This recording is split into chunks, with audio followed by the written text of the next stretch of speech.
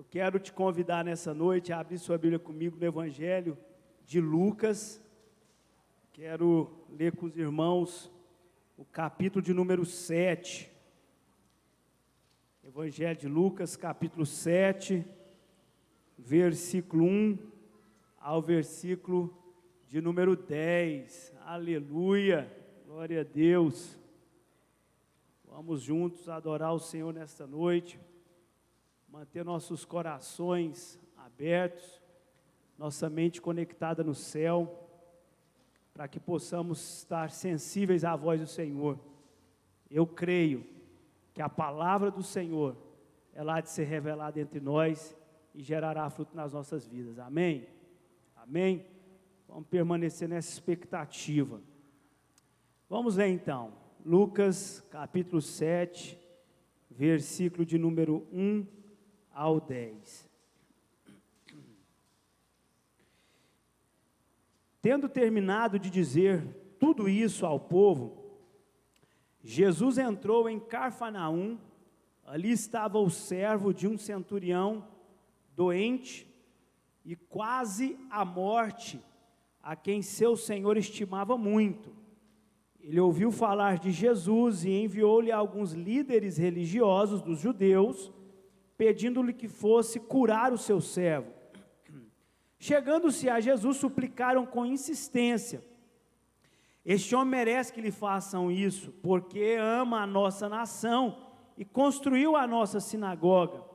Jesus foi com eles.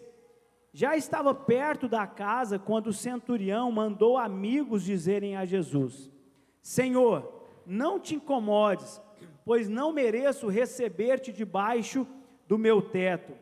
Por isso, nem me considerei digno de ir a teu encontro, mas diga apenas uma palavra,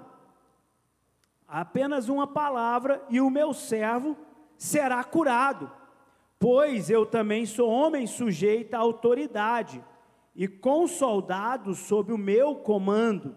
Digo a um vá, e ele vai, a outro venha, e ele vem. Digo a meu servo faça isso, e ele faz. Ao ouvir isso, Jesus admirou-se dele, e voltando-se para a multidão que o seguia, disse: eu lhes digo que nem em Israel encontrei tamanha fé. Então os homens que haviam sido enviados voltaram para casa e encontraram o servo restabelecido. Amém?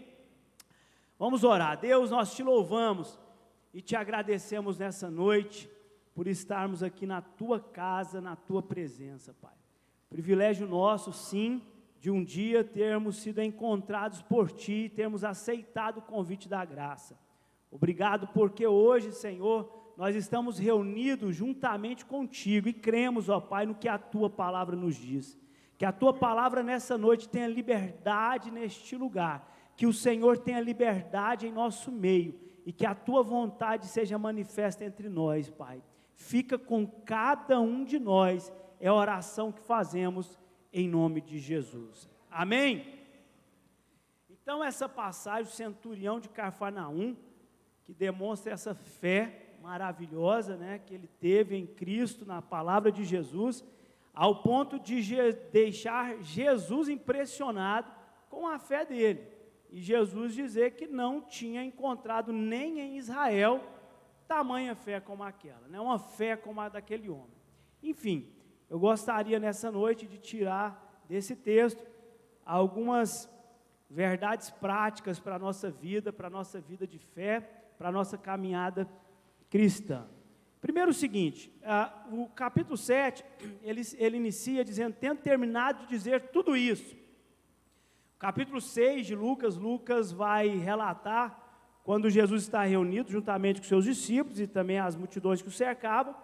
Ele vai dar o sermão do monte, ele vai falar sobre coisas maravilhosas, ele vai trazer a perspectiva dele para o homem, como ele entende que o homem deve viver.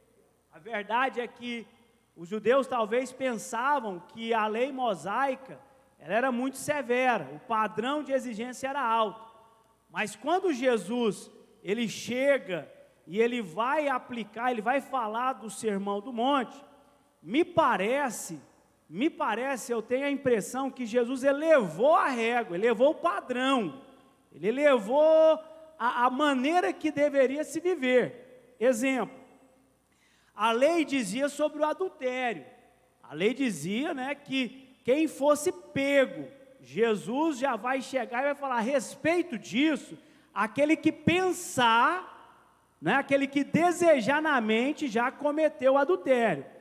Então, você certamente teve também essa mesma sensação, a régua foi elevada aqui, Jesus colocou o nível mais em cima, e ele vai falar de algumas coisas, né? Se a gente ler o Sermão do Monte, se a gente ler o Sermão do Monte, aplicar na nossa vida e viver conforme as palavras de Jesus, é suficiente para uma vida produtiva, fértil em Cristo Jesus. Mas, aí eu venho e entendo, que o que Jesus quer combater, e Jesus quer mostrar para aquele povo, é o seguinte: olha, a lei, ela vai ser aplicada e executada, vai ter consequências e penalidades se você for visto, se alguém lhe pegar, se alguém ver você fazer isso, né?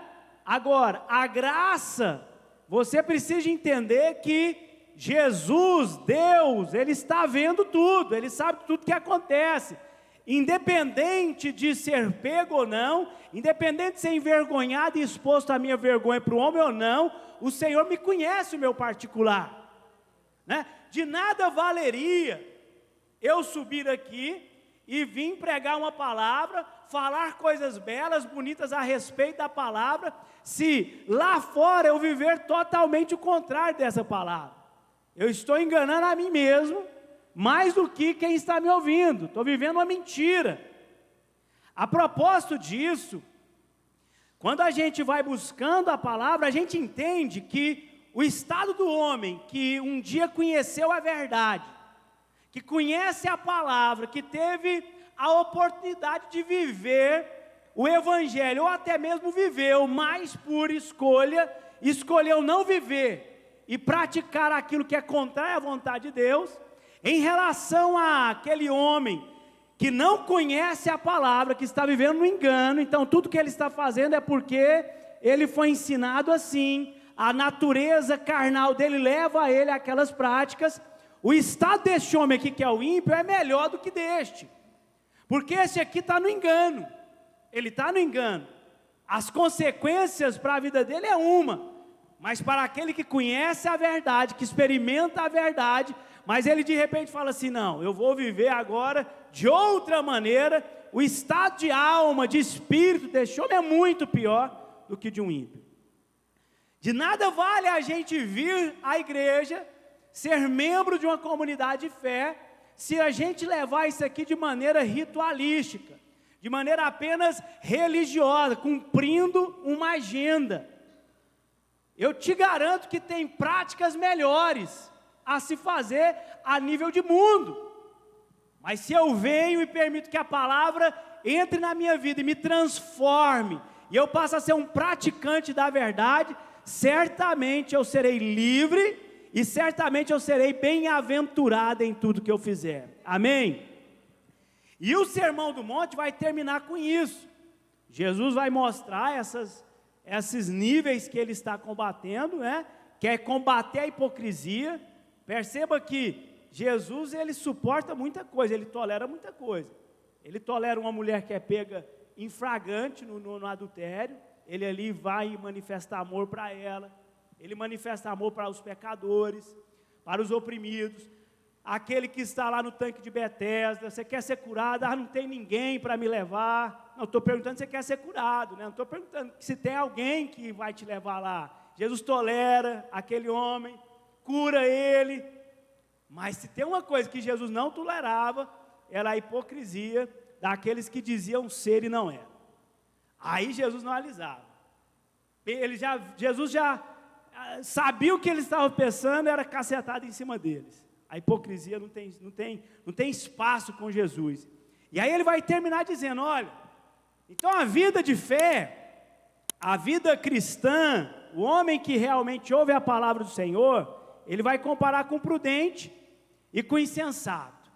O homem que ouviu e ele colocou ali, construiu a sua casa, né? O homem construiu a sua casa sobre a rocha, edificou a sua casa, e um que edificou a sua casa sobre a areia.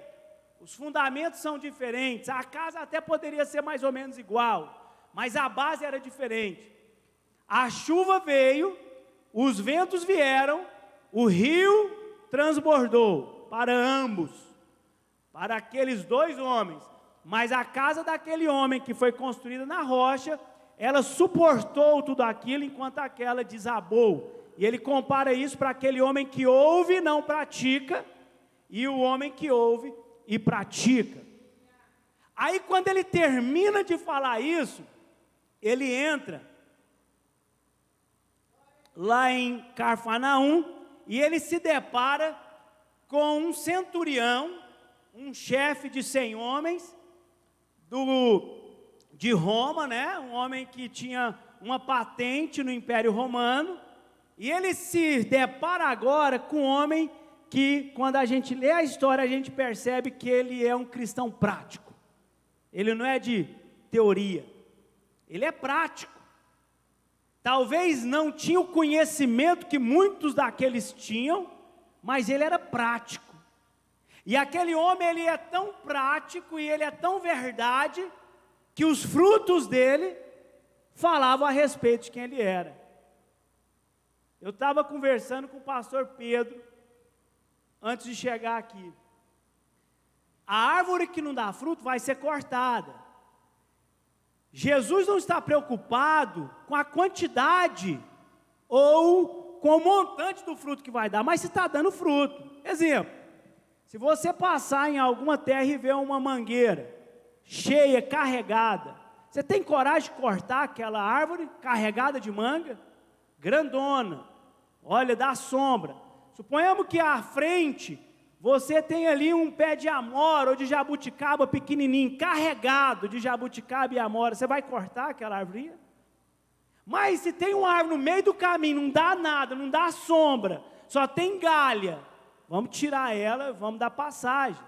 O que importa não é a quantidade, o que importa é a qualidade. Eu estou dando fruto, meu fruto está apontando para Deus, eu estou fazendo isso para a glória de Deus, como hoje de manhã na escola.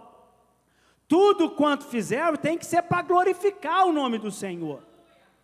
Se nós glorificarmos a Deus apenas na 1h30, 2 horas que a gente permanece dentro da nossa comunidade de fé, nós tornamos extremamente rituais. É ritualístico isso aqui. Nós vamos ser pessoas fechadas. Por vezes vamos colocar Deus dentro de uma caixinha. Mas quando eu entendo quem eu sou em Cristo Jesus e glorifico Ele aqui, lá fora, dentro de casa, fora de casa, no trabalho, no lazer, nas férias, comendo, passeando, tomando banho, assistindo televisão, lendo um livro, conversando com um amigo, ou seja, em palavras, em ação, tudo seja para a glória de Deus Pai. Amém? Nós precisamos viver esse evangelho prático. Tudo quanto fizermos tem que glorificar a Deus. E aí esse centurião, ele vai mostrar isso. Esse centurião, ele embora vivendo, né, sob a influência de Roma, um romano, embora ele está ali, foi doutrinado conforme Roma, em algum momento da vida dele, ele ouve falar de Jesus, até porque a fama de Jesus, ela percorria muito rápido. O que Jesus estava fazendo, os milagres, as maravilhas, em algum momento aquele homem certamente ouviu, dá atenção àquilo, e começa de alguma maneira a permitir que aquilo entre no seu coração. Nós precisamos abrir, nós precisamos permitir que a palavra entre. E aquele homem então, você percebe que ele é estimado entre os deles e entre os judeus também.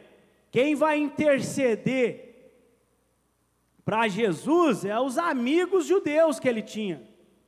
E os amigos judeus, quando chegam para falar de Jesus a respeito dele, falam: olha, ele merece isso, ele é um bom homem, ele ama a nossa nação, ele até construiu a nossa sinagoga, ele levantou a nossa igreja, a nossa comunidade de fé. Ele é um homem que a palavra de alguma forma está entrando na vida dele. Não é por isso que isso vai chamar a atenção de Jesus, não é isso. Percebe que não foi por ele ter construído uma sinagoga que Jesus ficou admirado, mas foi porque ele creu na autoridade de Jesus, no poder de Jesus. A fé dele, ele tem fé e tem obras. É aqui que entra a questão da praticidade de vida. Hoje nós estamos vivendo um tempo, e não só hoje, né? Desde os primórdios, mas hoje fica muito mais evidenciado através das redes. Tem mestre para tudo, tem especialistas para tudo, mas tem muito blá blá blá, tem muita coisa vazia, tem muitas pessoas que têm capa, mas não tem essência, não tem história. Tem muitas pessoas que é fake. Estamos na era do fake news, não é verdade? A propósito, se alguém viu a rede social do Pedro Filho hoje, aquilo era uma fake news, tá? Para quem viu vai entender, depois você olha lá, que você vai entender o que eu estou falando. Não, depois você olha lá. Mas enfim, está cheio de fake por aí. Está cheio de coisa que é só aqui, fala muito. E eu não estou falando apenas externo a nós, mas também na nossa vida diária, né? Como foi falado também de manhã hoje, muitas pessoas que têm grandes habilidades, né? Pessoas que conseguem tocar no céu de uma forma diferente, o céu toca na terra, mas enfim, não tem gerado fruto. A nossa vida, ela precisa gerar fruto. E os nossos frutos precisam ser conhecidos entre os homens. Aquele centurião, ele era um cristão prático. Ele amava a nação judaica. Ele era liberal com a obra. Ele construiu sinagoga. Ele era prático. E entre aqueles judeus, ele era estimado. A nossa vida precisa ser assim. Apóstolo Paulo vai falar lá na carta aos Filipenses, no capítulo 4, do 4 em diante, ele vai falar: seja a vossa amabilidade conhecida por todos, perto está o Senhor. Estou dizendo que os nossos frutos têm que ser conhecidos, irmão. Fruto guardado apodrece. O fruto tem que manifestar, ele tem que ser distribuído. A pessoa tem que se alimentar dele, sementes têm que ser lançadas novamente, é a multiplicação. Se você guardar uma fruta por muito tempo, quem gosta de abacate? Abacate é bom, mas se você deixar, pastor Marcos, o abacate muito tempo ali, ele começa, e abacate é o seguinte, é igual carne assada, quando a parte de cima começa a ficar muito escura, já não presta mais. Né? A carne assada, se ela ultrapassar o limite do ao ponto para o bem assado, ela começa a ficar endurecida. O abacate perde o sabor. Irmão, a nossa vida nós não podemos guardar, esconder. Olha, a luz tem que aparecer. Não pode ser como uma candeia escondida debaixo da mesa. O Senhor não quer que eu e você esconda debaixo da cama, nos nossos quartos. O nosso quarto é o nosso secreto, é o momento de recarregar. A igreja é o momento que eu reflito, que eu recebo, que eu sou tratado. Mas a partir do momento que eu sou carregado, eu preciso gerar energia lá fora, eu preciso gerar luz lá fora. Por onde eu for, eu tenho que exalar o bom e agradável perfume de Cristo Jesus. Irmão, qual perfume você está usando? Essa é a pergunta que você tem que fazer para você. O que eu tenho exalado por onde eu passo? Né? Eu exalo cheiro ou eu sou um gambá da vida espiritual? Tem gente que é gambá, irmão, por onde passa é aquele negócio que incendeia, o cheiro ruim. Eu sou um portador de boas novas ou eu só levo más notícias? Eu sou uma pessoa que tempera o ambiente que eu chego ou eu sou uma pessoa que azeda tudo? O resultado vai dizer sobre mim. Como eu estou influenciando, como eu estou fazendo fora disso aqui, vai dizer muito sobre mim. O que a comunidade, a sociedade que me conhece, presta atenção, que me conhece, que sabe quem eu sou, está dizendo sobre mim, vai dizer também muito se eu estou exalando esse bom perfume ou não. Estou falando de quem conhece, porque tem pessoas que ela olha a sua vida, lê a capa, não quer ler a sua história e já acha que é o rei da sua história. Ele já quer apontar o que você está de errado, o que você está de certo, sem te conhecer a essência. Tem pessoas que não têm o nosso coração, não têm a intimidade em Cristo conosco e quer ser Senhor, quer dar palavra para nós. Precisamos estar atento a que tipo de voz que eu estou ouvindo. Eu preciso estar atento se é Deus que está falando. E eu preciso sim manifestar o que eu tenho vivido, aprendido em Deus para os homens que estão à minha volta. Venha o teu reino, seja feita a tua vontade aqui na terra como é no céu. Você é um cidadão do reino. Aonde você está, você precisa de trazer o reino. Você precisa de modelar o ambiente conforme é o ambiente do céu. Eu li esses dias que um pastor, numa das tragédias que teve no Tahiti, lá atrás, ele foi então até o Tahiti e foi recebido ali pelo embaixador de Bahamas. E ele chega ali, a tragédia está instalada. Presta atenção nisso, o que tem a conexão, para você entender o que eu quero falar. Quando esse pastor chegou ali, ele é recebido pelo embaixador de Bahamas, que foi a conexão que levou eles para ali, para eles fazerem uma obra. Eles chegaram, foram recebidos e entraram num carro muito confortável, com ar-condicionado, um carro blindado, um carro muito grande. E ele olhava para de fora do carro e tragédia daqui, tragédia dali, destruição daqui, destruição dali. Foram passando, até que eles chegam num bairro totalmente diferente. Enquanto estava tudo destruído para lá, eles chegam num lugar muito bonito, parecia que eles estavam fora de toda aquela tragédia. E ele então entra numa casa que era uma senhora casa, muito bonita, muito linda. E quando ele entra naquela casa, está preparado um banquete muito bom para eles, ovos, bacon, fruta e um café da manhã de altíssimo nível. Ele senta, alimenta junto com a comitiva que estava com ele. Eles iam pernoitar ali. O embaixador então leva eles para o quarto que eles iam dormir. E ele acha que o quarto que ele ia dormir, por tão grande que era, ia ser para toda a comitiva. Aí ele falou, não pastor, esse aqui é o seu, aquele ali é dos demais, e assim cada um vai ter seu quarto. Ele ficou espantado com aquilo. Ele então chamou o embaixador de canto e falou assim para ele, embaixador, você não fica constrangido de viver nesse ambiente enquanto tudo lá fora está destruído? Ele falou assim, não, porque eu não estou aqui me representando, eu estou representando Bahamas. Bahamas não está destruído igual o Tahiti.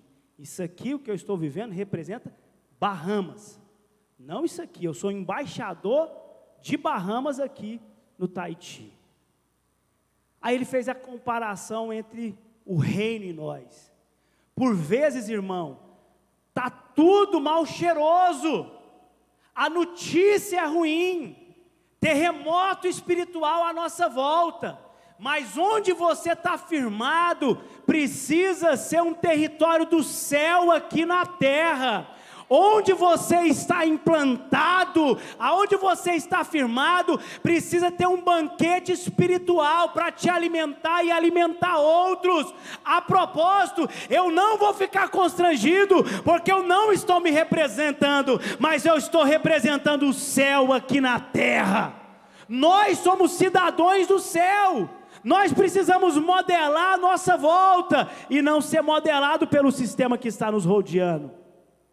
Aquele homem, aquele centurião, ele demonstra muito isso. Ele tem luz, onde ele passa, ele está gerando um bom testemunho, que a nossa vida possa falar de quem Cristo é, que quando você estiver no seu desfrute, você possa manifestar quem Cristo é, que quando você estiver nas suas pelejas, você possa manifestar quem Cristo é. Sabe por quê? Eu aprendi que a minha vida, seja ganhando, perdendo, seja tendo, não tendo, em todos os momentos, o nome do meu Deus haverá de ser glorificado na minha história.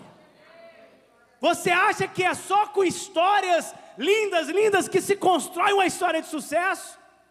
Você acha que é só com a história de primeiro lugar que se constrói a história dos campeões? Não. Tem dor, tem sofrimento, tem luta, tem balabuta, tem dia de choro, tem dia de sangue, tem dia de sangria, mas só tem uma coisa: se eu entender que eu sou um cidadão do céu aqui na terra, o nome do Senhor será glorificado. Eu vou aprender em todas as estações, porque eu sei que Ele é Deus presente, que Ele é Deus poderoso na minha história. Se você conhecer a minha história, se você um dia quiser conhecer ela a fundo, você vai saber de uma coisa: foi no choro que o nome do Senhor foi glorificado, no sorriso Ele vai ser glorificado muito mais, mas em qualquer dos polos, Jesus esteve comigo. Aleluia. Aí, aquele homem, além de gerar frutos, perceba que ele não é um homem que se preocupa só com ele e com o umbigo dele. Ele tem um servo que ele estima muito, que está padecendo, que está enfermo, beira a morte. Agora ele precisa de buscar para aquele servo uma solução, uma saída. Como é importante a gente entender que a vida é isso, o evangelho é feito dessas trocas, um ajudando o outro, um intercedendo para o outro, um pegando a mão do outro, um ajudando o outro. Jesus, ele é prático, e ele quer que a gente seja prático. Na história seguinte, Jesus ressuscita o filho de uma viúva. Jesus é muito prático. Ele chega numa cidade chamada Naim, está acontecendo ali um velório, né? Está acontecendo ali, um velório, e a multidão está cercando ali uma mulher que havia perdido seu filho, um jovem. Jesus vê aquela cena, ele é prático, ele tem o poder de ressuscitar mortos, ele tem o poder de mudar toda aquela história. Ele entende que aquele é o único filho daquela mulher, que aquele filho tem importância na vida daquela mulher. Certamente ele consegue enxergar o futuro, que aquele jovem pode ser um instrumento de Deus na terra. Ele não se hesita, ele chega ali, ele fala o quê? Não chore, porque ele se compadeceu dela. Depois aproxima-se e toca no caixão, e Jesus diz: jovem, eu lhe digo, levanta-te. O jovem levantou, sentou e comeu. Ele é prático, ele não ficou enrolando. Se ele tem, ele dá, se ele pode, ele faz. Sabe, o evangelho precisa ser prático. Nós precisamos ser práticos uns com os outros. Se eu tenho, eu dou. Se eu posso, eu faço. Se eu não posso, eu não faço. Eu oro, eu intercedo, eu clamo, eu te ajudo. Mas tem que ser prático. Aquele homem, ele se preocupou com o seu servo. A sorte de Jó é mudada, não é bem por causa disso especificamente, mas após Jó orar pelos seus amigos. Jó está no pior estágio, Jó está enfermo, Jó perdeu filhos, Jó perdeu tudo, Jó está lá escondidinho, os amigos dele não tem nada disso. O que Jó faz? Ele encontra força em Deus para interceder em favor dos seus amigos. Lembra, não é só você, tem outras pessoas também precisando. Então, quando você estiver orando, clamando, coloque pessoas. Lembre de pessoas. Lembre do que está acontecendo no mundo. Privilégio nosso de viver num território como esse, do Brasil, aonde nós não temos esse conflito armado igual nós estamos vendo, Rússia com Ucrânia e outras partes deste mundo. Privilégio nosso. Mas entenda uma coisa, nós precisamos interceder pelos nossos irmãos que estão padecendo nessa hora, naquele lugar. Eu não sei do nome, eu não conheço ninguém que está lá, mas eu não preciso nominá-los, eu preciso apenas dizer: Senhor, lembra dos teus que estão ali.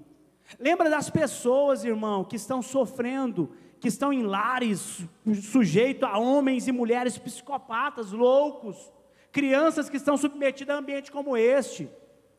Eu não conheço especificamente quem é, mas eu sei que existe muito. Senhor, vai de encontro em algum desses lares agora e traga o livramento, o escape. Lembre de orar pelos missionários espalhados pelo mundo, alguns em zonas de conflito. Sabe, a nossa oração não pode ser uma oração curta, pequena. Irmão, se eu for orar só para mim, eu vou gastar, muito, para eu orar assim em todas as áreas da minha vida objetivamente. Muito inspirado, 1 hora? Talvez não. Pensa você, se você for orar para a sua área, o que é? Saúde, família, vida financeira, né? Dons, talento espiritual, ali você, 5 minutos, 10 minutos. Irmão, mas tem pessoas além de mim, que necessitam que eu oro, que eu clamo, que eu busque, que eu intercedo, mesmo eu não conhecendo. E este homem, ele mostra isso, ele é solidário, ele tem compaixão do próximo. E aí, é quando Jesus decide ir, e eu acho que aqui está o ponto alto dessa história. Quando Jesus decide ir, porque Jesus é prático, Jesus quer conhecer quem é aquele homem, ele então chega ali, e está indo, aquele homem manda dizer para Jesus: olha, mestre, não te incomodes, eu não mereço receber na minha casa. Reconheceu a superioridade de Cristo, ele reconheceu quem ele é. E aí ele fala assim: mas diz uma palavra, e meu servo será curado. Sabe por quê, Jesus? Porque eu também sou homem sujeito à autoridade. E eu, como centurião, eu tenho 100, mas eu também sou sujeito a outras autoridades. Eu sei o que é autoridade, a palavra de uma autoridade. Eu sei o que é isso. Quando eu digo a um vai, ele vai. Eu digo a outro vem, ele vem. Eu digo a um faça isto, ele faz isto.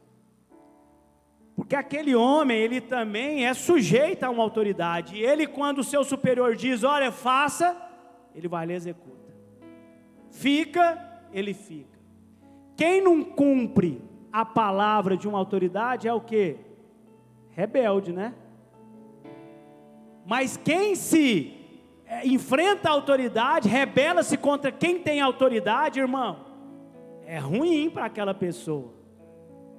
Não vai dar certo. Aquele centurião, ele sabe muito bem o poder de quem tem autoridade. Aí ele vira e fala assim: então diga uma palavra, que o meu servo vai ser curado. Jesus espantou, Jesus admirou, porque aquele homem reconheceu que em Jesus, que Jesus era a autoridade maior sobre a enfermidade. Ele era maior do que a distância física. Ele reconheceu que Jesus não precisava ir até lá, mas que a palavra de Jesus ia ultrapassar as barreiras do som, as barreiras físicas, os prédios, os tijolos, ia chegar até aquele homem e aquela enfermidade ia sair. Irmão, essa é a autoridade de Cristo Jesus. Colossenses vai dizer assim: Pois nele foram criadas todas as coisas nos céus e na terra, as visíveis e as invisíveis, sejam tronos, soberanias, poderes ou autoridades. Todas as coisas foram criadas por Ele e para Ele. Jesus tem esse poder. Aí quando Jesus vê aquilo, Jesus se admira. E aí é onde Jesus volta-se para a multidão e dá a lição, né? Nunca vi nem em Israel fé como essa. Aqui Lucas vai dizer que quando os homens chegaram em casa, encontraram tudo em paz, tudo transformado. Mateus vai dizer que Jesus disse assim: vá e seja feita conforme você tem crido. Eu vou pegar o Mateus agora. O que é que nós temos crido? O que é que você tem crido quando você se aproxima do trono da graça? Quando você apresenta para Deus aquilo que tem relevância na sua vida? Como você crê que esse Deus tem poder? Porque a verdade é que nada é maior que Cristo Jesus. Nada supera o poder de Cristo Jesus. Hoje aqui, hoje nesse ambiente que nós estamos, se Jesus liberar uma palavra, enfermidades serão curadas. Ei, presta atenção, você que porventura tem alguma enfermidade aí com você. Essa enfermidade, eu creio que ela não faz parte da sua vida. Ela veio, mas basta uma palavra para ela sair agora no nome de Jesus. Hoje aqui, você que está envolvido num embaraço, num problema insolúvel, que você não sabe onde começa e onde termina e como vai fazer, ei, basta uma palavra de Jesus e o que está embaraçado vai desembaraçar. Escuta aqui, você que porventura hoje está com a doença de alma, ferida aberta, está sangrando, escuta, basta uma palavra que é remédio para cicatrizar feridas de alma neste lugar. Basta uma palavra para um milagre acontecer na sua história neste lugar. Jesus não precisa de ficar fazendo muito barulho não, irmão. Basta um decreto de vitória, que essa palavra vai se cumprir. A Bíblia vai falar que quando ele lança a palavra, ela corre velozmente para que se cumpra. Aquele centurião, embora não tenha sentado talvez em muitos cultos de ensino, embora talvez não tenha participado de grandes escolas teológicas daquele tempo, ele entendeu quem Cristo era, e ele colocou a sua fé em ação. Aquele meu servo tem uma enfermidade, essa enfermidade é um poder sobre aquele meu servo, porque essa enfermidade está subjugando ele. Jesus Cristo é Senhor e Rei nos céus e na terra, Ele é maior que todas as coisas e Ele é a maior autoridade. Então se Ele der a ordem, aquele poder vai deixar de ocupar a vida do meu servo e ele será curado. Eu quero te convidar nessa noite a exercer essa fé em Cristo Jesus. Qual é o servo? Qual é o servo? Qual é o problema? Qual é a angústia? O que está afligindo a alma? O que está trazendo aquilo que precisa sair hoje da sua história, da sua vida? Jesus está neste lugar e a palavra dele é poderosa para quebrar toda resistência. Vou pegar um exemplo que a Rayane deu na última vez que ela pregou. Ela disse que estava lá angustiada, a opressão estava tentando algemá-la, colocou no chão. De repente o Espírito Santo começa a sussurrar: está tudo consumado, filha, está tudo consumado, filha, está tudo consumado. Começa a declarar isso: está tudo consumado, está tudo consumado, está tudo consumado. Ela disse que começou: está tudo consumado, está tudo consumado, está tudo consumado. Ela disse que ouviu o quê? o som das correntes caindo ao chão, e a força que vem do céu, tomando ela e colocando ela de pé de novo. Eu quero te convidar a ficar de pé, mas declarando: está tudo consumado na minha história. Jesus consumou todas as coisas. Não tem enfermidade, não tem cadeia, não tem grilhões, não tem pecado, não tem resistência, não tem impossibilidades, não tem rancor, não tem amargura que vai impedir Jesus de manifestar poder sobre a sua história nesta noite. Oh Deus, Ele está nesse lugar. Jesus está neste lugar para fazer o impossível. Eu quero orar com você nessa noite, mas antes eu quero louvar o Senhor. Nós vamos louvar com intensidade. Nós estamos ainda em tempo, nós vamos clamar e depois nós vamos orar. E eu quero me unir à sua fé. Milagres vão acontecer neste lugar, porque eu ouço o sussurro de correntes caindo ao chão. Está tudo consumado. Aleluia, adora ao Senhor. Aleluia, adora ao Senhor. O meu Jesus maravilhoso, és minha inspiração a prosseguir. E mesmo quando tudo não vai bem, eu continuo olhando para ti. Olha para Cristo. Pois sei que tu tens o melhor para mim. Há um segredo no teu coração. Oh, dai-me forças para continuar, guardando a promessa em oração. Firme, ó Deus, está o meu coração, firme nas promessas do Senhor. Eu continuo olhando para ti, e assim eu sei que posso prosseguir. E mesmo quando eu chorar, as minhas lágrimas serão para regar a minha fé e consolar meu coração. Pois o que chora aos pés da cruz, clamando em nome de Jesus, alcançará de ti, Senhor, misericórdia, graça e luz.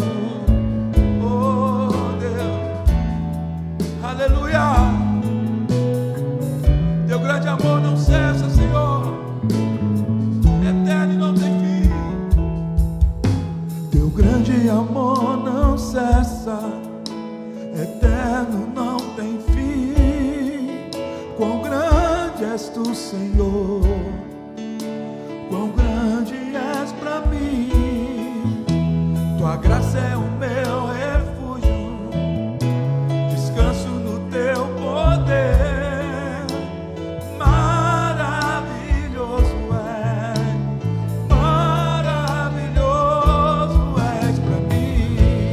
Firme, ó Deus, está o meu coração, firme nas promessas do Senhor. Eu continuo olhando para ti, e assim eu sei que posso prosseguir. E mesmo quando eu chorar, as minhas lágrimas serão para regar a minha fé e consolar meu coração. Pois o que chora aos pés da cruz, clamando em nome de Jesus, alcançará de ti, Senhor, misericórdia, graça e luz. Aleluia, glória a Deus. Aleluia. Eu quero orar com você nessa noite. Amém. Eu quero orar porque eu creio no poder da palavra de Jesus. Eu quero te convidar a exercer sua fé em Cristo Jesus nessa hora. Eu não sei qual é a resistência, eu não sei qual é o poder que tem exercido sobre a sua história. Eu sei que basta uma palavra do céu nesta hora. Jesus está neste lugar para declarar um decreto de vitória sobre a sua vida. Quero orar com você, feche seus olhos. Deus poderoso, Deus santo, Deus maravilhoso, nós estamos aqui na tua presença, Senhor. E cada vida que aqui está, Senhor, tem a sua história, tem a sua verdade que está passando, os seus conflitos, ó Deus. E eu quero pedir ao Senhor nesta hora que vem com teu poder sobre esta igreja, visitando vidas que estão neste lugar. Senhor, esse centurião nos mostrou que a fé que ele teve foi capaz de quebrar um poder que estava na vida do servo dele. Que apenas uma palavra de Jesus foi capaz de mudar aquela história. Eu quero nesta hora, Senhor, declarar cura física sobre vidas que estão neste lugar. Aonde porventura estiver enfermidades, que nesta hora a enfermidade saia em o nome de Jesus. Porque a tua palavra nos outorgou, nos deu este poder e esse acesso, que em teu nome nós temos autoridade sobre os enfermos. Aonde está esta enfermidade na vida deste homem ou desta mulher? Seja enfermidade física, seja enfermidade emocional e espiritual, Jesus está passando por aí e Ele está liberando cura. Aleluia. Cura, seja curado em o nome de Jesus. Senhor, nessa hora eu quero pedir a Ti, Deus, que vai entrando com providência nesta casa que está envolta em embaraços, que tem embaraços que estão impedindo esta família de prosseguir, de avançar e viver a vontade do Senhor. Eu creio que basta uma palavra e vai ser colocado em ordem este caos. Eu creio que sob a palavra do Senhor, tudo que está embaraçado comece a desembaraçar agora, em o nome de Jesus. Que quando este homem, essa mulher, chegar no seu lar, se deparar com o que até há horas atrás era um terror, era um monstro, que ele encontre a paz, tudo em paz, tudo em paz, tudo em paz, tudo em paz, para a honra e glória do teu santo nome. Nesta hora, Senhor, eu quero orar para pessoas que estão, Deus, necessitando de um milagre do céu. Pessoas que têm lutado, pessoas que têm clamado e pessoas que ainda não estão desfrutando deste milagre, Deus. Eu quero pedir ao Senhor que visite a história desta família, desta casa, deste homem, desta mulher, e provê um milagre nesta hora. Eu creio que sob a palavra de Cristo Jesus, aquilo que não é, pode existir agora, para a honra e para a glória do teu nome. E nesta hora, por fim, Senhor, pessoas que estão algemadas, Pai, pessoas que estão vivendo sob opressão, pessoas que estão vivendo, Senhor, sobre pânico, Senhor, pessoas que estão vivendo sobre o jugo do rancor, do ódio, da mágoa, Deus, pessoas que estão com feridas expostas, Pai, pessoas que estão, ó Deus, vivendo, Pai, algemada, trancafiada. Eu quero nesta hora dizer: está tudo consumado, está tudo consumado. O preço já foi pago, eis que tudo se faz novo, sob a palavra de Jesus. Seja liberto, seja livre. E por fim, Deus, pessoas que são algemadas pelo pecado, que nessa hora reconhece, Pai, e clama ao Ti por perdão, que arrepende do que fizeram, Pai. Seja livre deste pecado, seja livre dessa culpa, porque Cristo Jesus já pagou o preço lá na cruz. Essa é a oração que nós fazemos, e nós agradecemos, Deus, porque nós cremos que milagres foram liberados neste lugar. Aleluia! Adore ao Senhor com gratidão, com convicção de vitória. Aleluia! Aleluia. Aleluia. Me escuta quando clamamos. Vamos cantar junto. Me escutas quando adore ao Senhor, clame ao Senhor. Aleluia. E acalma o meu pensar. Me levas pelo fogo, curando todo meu ser. Aleluia. Confio